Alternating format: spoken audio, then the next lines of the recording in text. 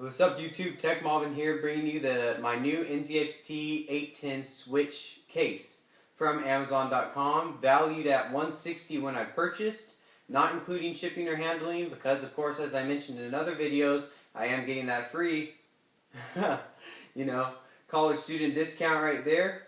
Check that out if you're a college student. All shipping and handling and taxes are free. You only have to pay for the value shown on the website. So let's get into the case here. We have a full side panel cutout allowing you to see the full interior of the case. On the top, we have a ventilation system. Very nice. If you are gaming or on the computer, just open this up, allow airflow throughout the case. It is a little bit hard to close at first, but it loosens up as it goes. And when you're turning it off, just close it and dust is not able to enter your system. So that's a very nice feature I like, and glad they have that available to us. Go ahead and show you the top here. It is made of steel with a very fine, high quality plastic. So the top you can see, just place this down, be very careful with the desk, no scratching it. You can install up to three 120 or 140 millimeter fans. It does come with a 140 millimeter fan already installed for you. And going into the front of the case here, we have the power button on top left. Opening this cover up here, we have two USB 2.0, two USB 3.0, an SD card reader, an audio output and an audio input, a power button, a reset button, and LEDs for the back I/O port. Right here is where you will install your optical drive. It also has room for 3 more expansion bays, in case you wish to burn DVDs or add a fan controller. This actually just stays on the case after you install your optical drive and is fully compatible with any version. It opens up and down very easily. Just click this button here, which will connect to your optical drive, and it keeps the aesthetics of the case looking very nice and clean. And definitely leave that on. If you just click this button, just click it in, this easily slides out, opening up to either the 140 millimeter fan they have installed, or you can install another 140 millimeter fan below it for 2 140 millimeter fans going into the hard drive bays. I'll show you the interior of the case in a minute, and you will see that this allows optimal airflow into the case and into the exhaust of the case. Right at the bottom we have the high quality plastic, very high quality plastic actually. This is a very fine quality plastic. Just feeling it, it really feels sturdy, almost as sturdy as the steel actually, maybe more.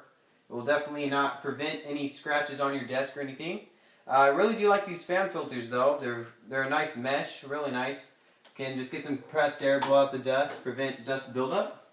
On the bottom below, you also have a dust filter that slides out right below the hard drive bays.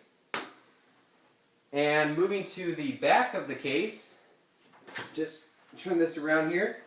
This does weigh 35 pounds, if you're wondering.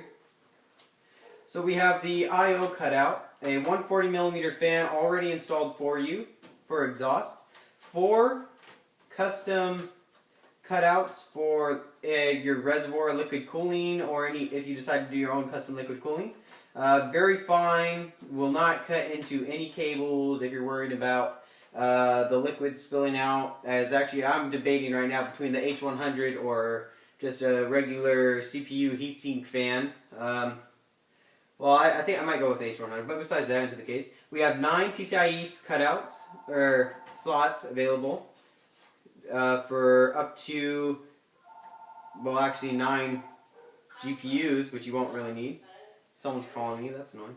We have a cutout for the PSU on the bottom, and also another fan mesh dust filter. Fully covers the bottom of the case, allows for no dust buildup inside the case.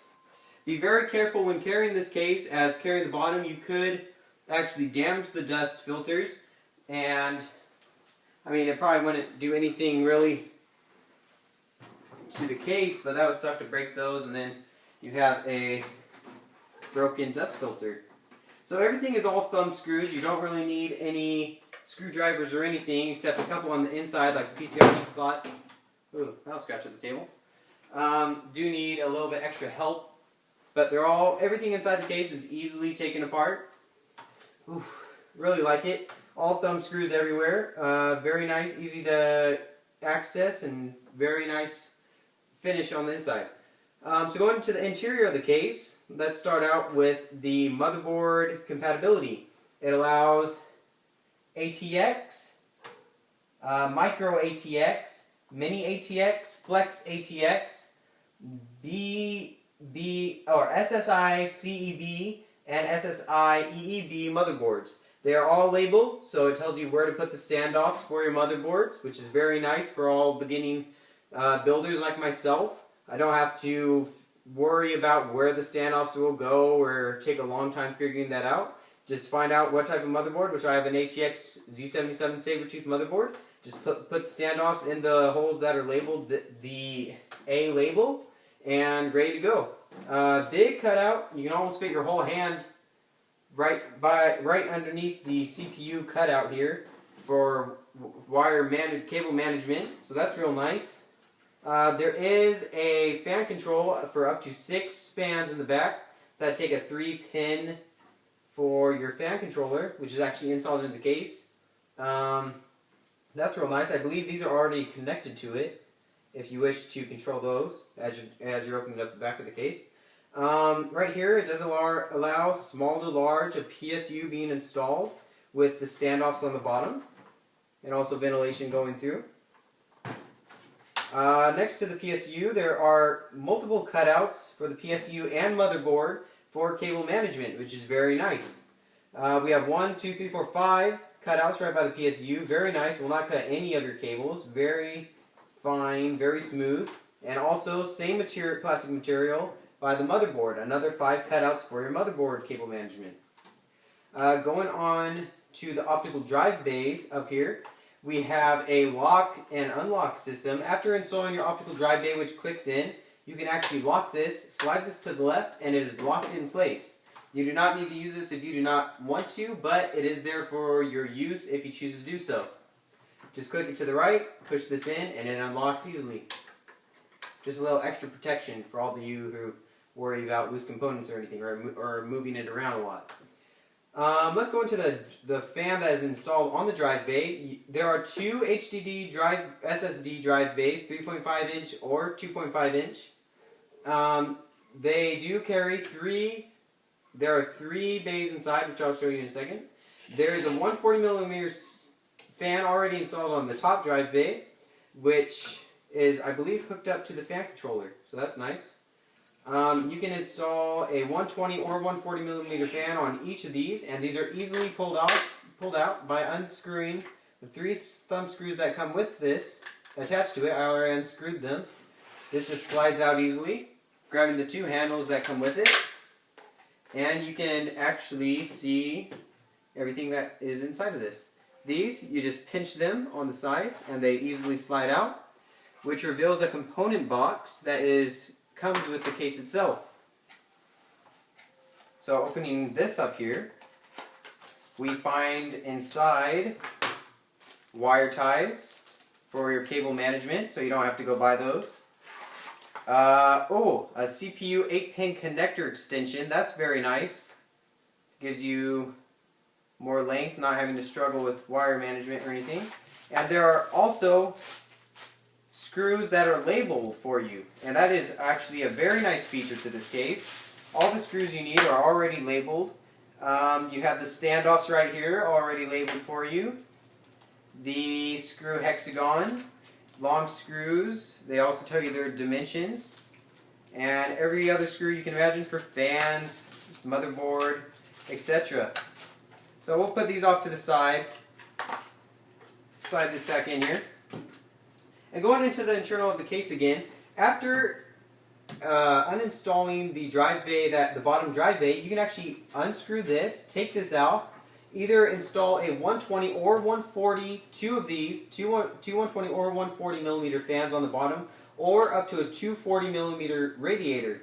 So this allows you to have, this is really designed for the liquid cooling enthusiast in mind. You can install a 240, 360 rad radiator for liquid cooling up top to install into your CPU, and then install a 240 for the GPU. Or if you want to go with your own custom cooling system, have a reservoir outside connected to a radiator up here, radiator down here, have a pump right down here as well, another reservoir right here. You can just totally go all out on the system with liquid cooling. Very nice feature, love the way they had that all planned out. So we've pretty much gone through all the components of the case. This is also able to be uninstalled if you have a larger card, and if you don't have a large card, you can actually rotate this, as I showed you earlier, to allow optimal airflow into the CPU cooler up here if you have a heatsink/fan, and that's very nice. And that is pretty much everything. Hopefully I didn't miss anything with the Nzxt Switch 810 case. Very nice case for the price, only $160. That is a very good price for such a high quality case.